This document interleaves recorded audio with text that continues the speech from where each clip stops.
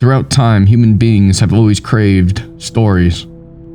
Tales of unbelievable feats, moral lessons, and the myths of monsters and unknown creatures. They continue to fascinate and scare us. 3 days after leaving for a day's hiking trip, Maggie Wheeler was discovered by a couple on the Saddle Pass Trail. She had injuries so horrific that at first they thought that she was dead.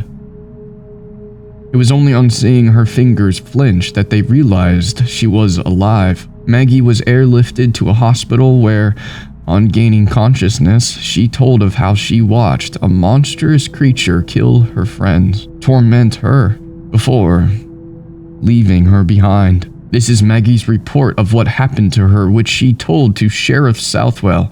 In it, she claims that folklore became more than just a story, that it became her entire reality. This is a transcript of her statement, told in her own words of the disturbing horrors that happened to her and her friends on that fateful day in the Badlands. As a child, I heard the stories of the Badlands and the monsters that were said to reside there, hidden within its core, and even though I lived in the town of Keystone, South Dakota, growing up, I never ventured within the rugged peaks and the fossil beds of the Badlands. My family would never allow such a thing.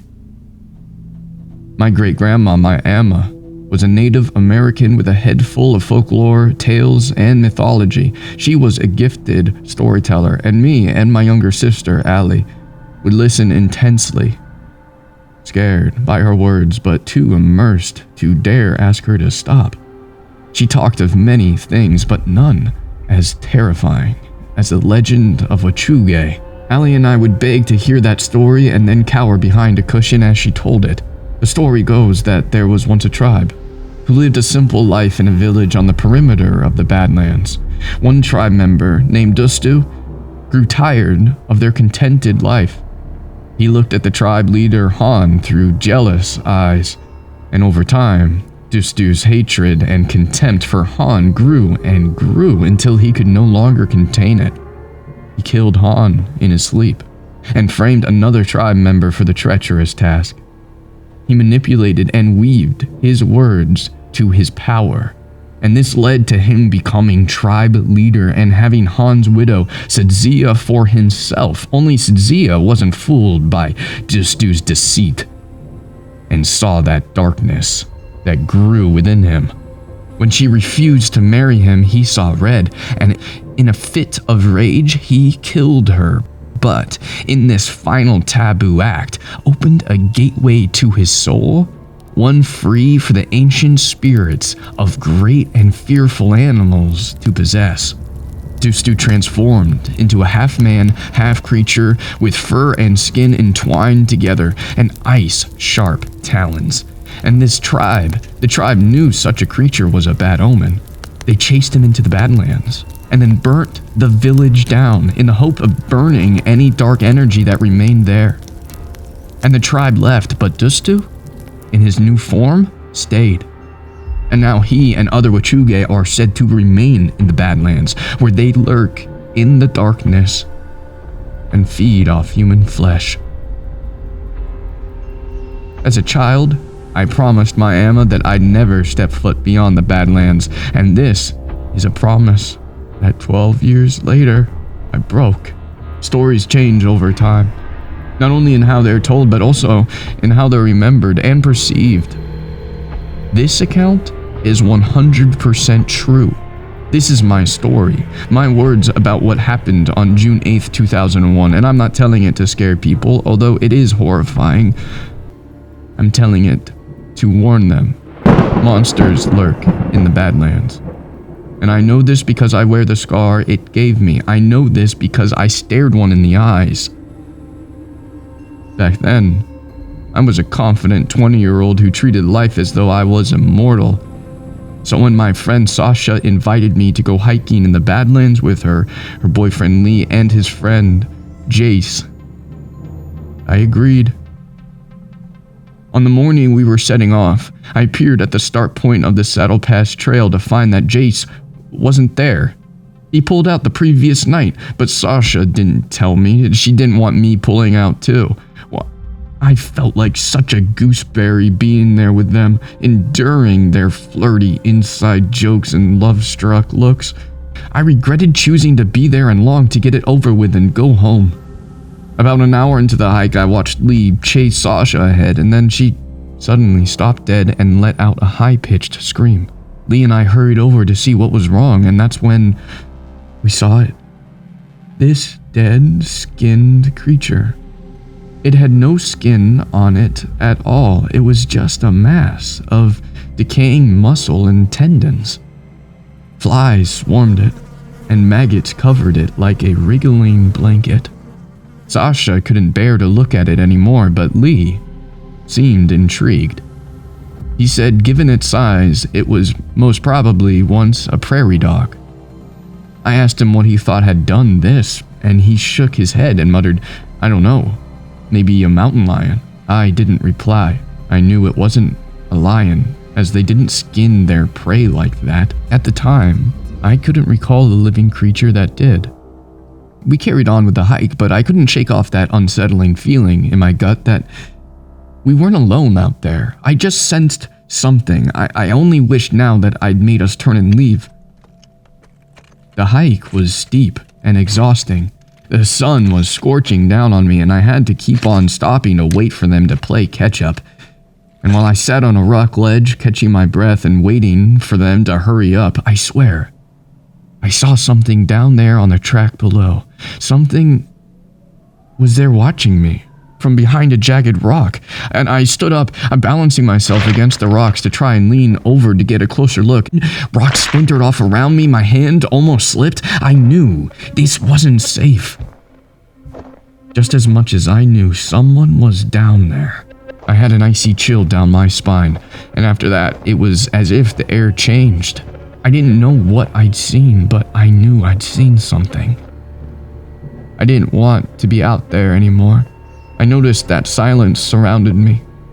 That kind of intensity of quiet that only happened before something bad happened, and I peered around, and I couldn't see or hear Sasha or Lee anywhere. I started to panic. It shouldn't have taken them this long to catch up with me.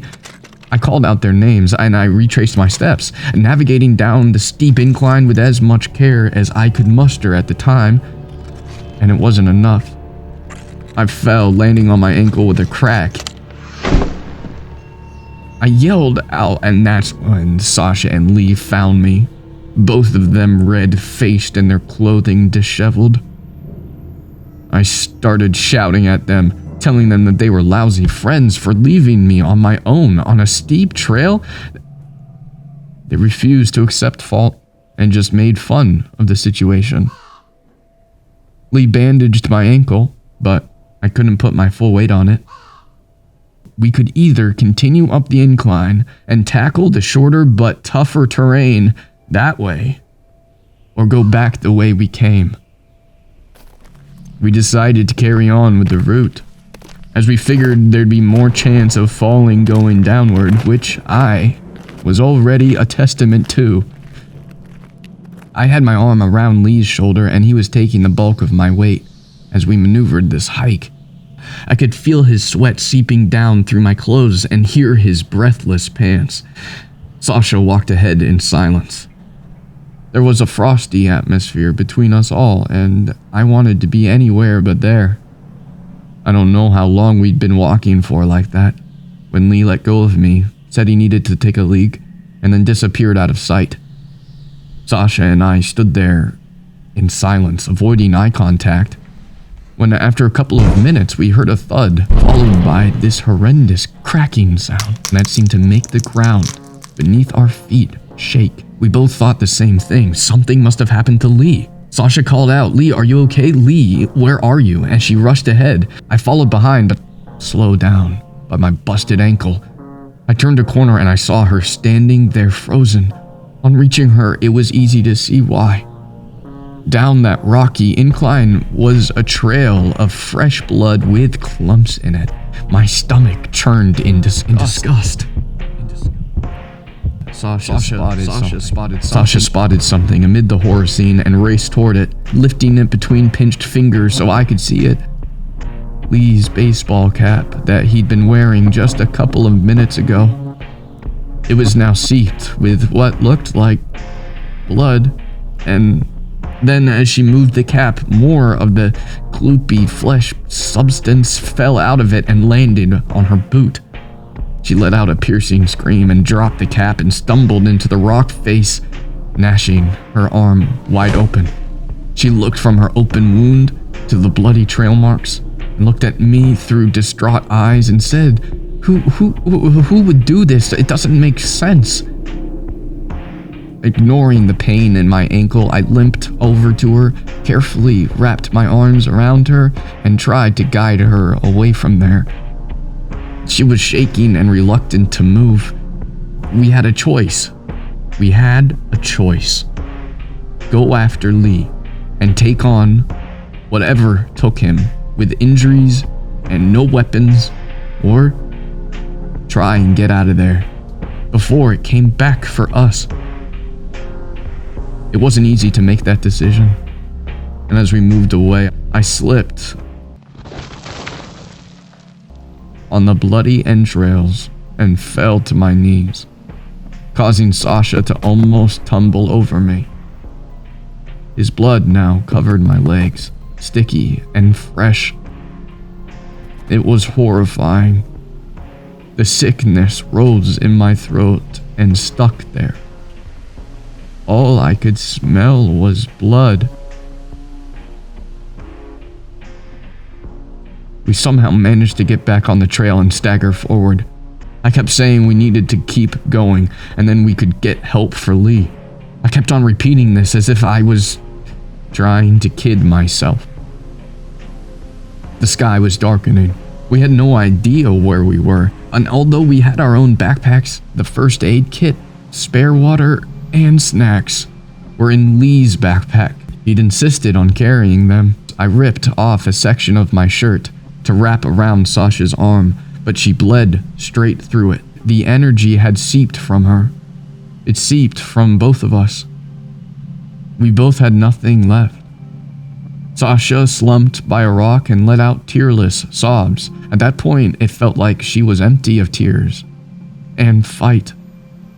I tried comforting her. I told her it'd be okay as we'd leave at first light and that people would be looking for us. I didn't believe my own words, but I wanted to, and I could see that she wanted to as well. I told her to get some sleep while I kept watch. I tried to force my eyes open. I even pressed weight on my ankle to keep me awake, but it was still no use. Sleep claimed me. I woke to a rustling sound in the glowing darkness. It took me a minute to place where I was.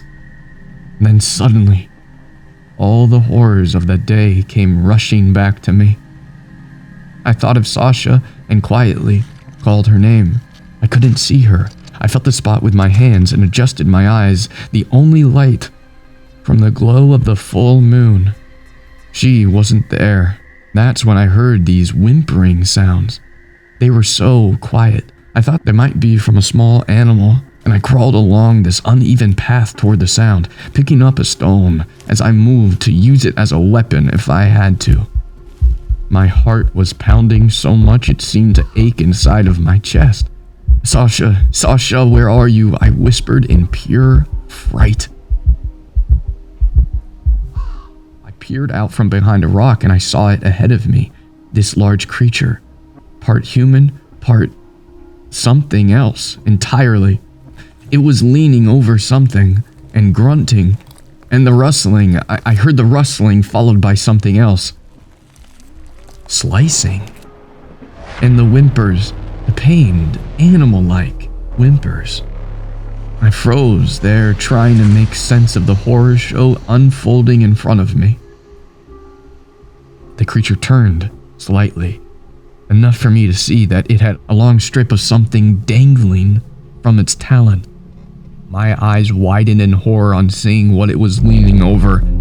Sasha was slumped against a rock, her arms and legs twisted at unnatural angles, broken beyond repair. Blood dripping down her face, and chunks of flesh missing from her body. I heard the whimper. It wasn't coming from an animal, it was coming from Sasha. She was still alive, living in that agony. I looked at her, convinced. Her eyes were locked on mine, pleading with me to help her. I heard these chewing sounds, and then the monster turned. I saw it brush this arm, part fur and part human skin, across its mouth. Something sparkled there, streaks of blood glowing in the moonlight. That's when I realized the true gravity of what was going on. It was slicing strips of Sasha's skin off with its talons and eating it. It was eating her, alive. I wanted to scream. I wanted to be sick. I wanted to run. I couldn't help Sasha. I didn't know how to. And then I saw that thing twitch and sniff the air. I heard it move, the ground seeming to tremble as it did. I didn't move. I held my breath. I dug my teeth into my gums so that the taste of blood filled my mouth, and hoped that it couldn't hear my pounding heart. But I thought that this was it, that it was going to kill me. I heard it move, and all I could do was sit and wait. When it appeared in front of me, I was too frozen to move. My hand curled around the stone so much that it cut through my skin. It leaned over me, its dark fur blocking out the light, and I heard it growl. I saw the matted blood in the fur around its mouth smeared on the parts of its skin. I wanted to fight or do something, but I was petrified with fear. All I could do was sit, frozen, and watch it as it stared at me through dark eyes, and then trace a long silver talon across my skin. I felt a piercing pain strike my arm. I remember the peeling sound, but I didn't look at my arm. I looked at that thing. I looked into its dark, soulless eyes. Through my pain, a name came into my head, and I mouthed a single word: Dustu. A sound came from the distance. This low-pitched wail seemed to echo off the rocks. The creature jerked its head, and then suddenly it was moving away from me. I didn't believe it at first. I sat there gasping for breath, thinking I must be dead. I made myself peer around the rock. I saw it walking off with Sasha slumped over its shoulder, her eyes locked on mine. I saw the pain, the agony, the knowledge that now this was her fate. I couldn't help her. I wanted to help, but I couldn't. I crawled forward, distraught, my arm maimed and my ankle mangled. I cried waterless tears and scrambled in the darkness until it was all that surrounded me. I woke up in the hospital, feeling broken in body and mind. My mother was sitting next to me, relieved to see me alive and conscious. Her hand was holding mine, but I couldn't feel it. I was numb at that stage, numb from medication and fright. She had tears in her eyes as she said to me, "Emma warned you for a reason. Evil lies within that place." I will always remember her words, but she has never said them since. It's now an unspoken known between us. I don't know why that thing took my friends and spared me. I will never know for sure. Something distracted it. I don't think it was what I said. I think it was another one of them calling to it. But I can't be sure. I feel the guilt. That's something that I have to live with. And when I fall asleep, I'm back there, beneath the glow of the moon, watching that thing eat my friend. Sasha and Lee didn't deserve that. No one who goes missing deserves to go through that and then just be another forgotten casualty. I know it's one of them that did it. A Wechuge. The same as from Emma's stories. It was human once, but now the only human-like thing about it is the sections of skin amid the fur. Any empathy or compassion has long gone, and all that remains is instinct and need. I know what I saw, even if no one else believes me. I didn't peel the chunk of skin from my own arm, a scar that I will always carry with me to remind me that I left them there.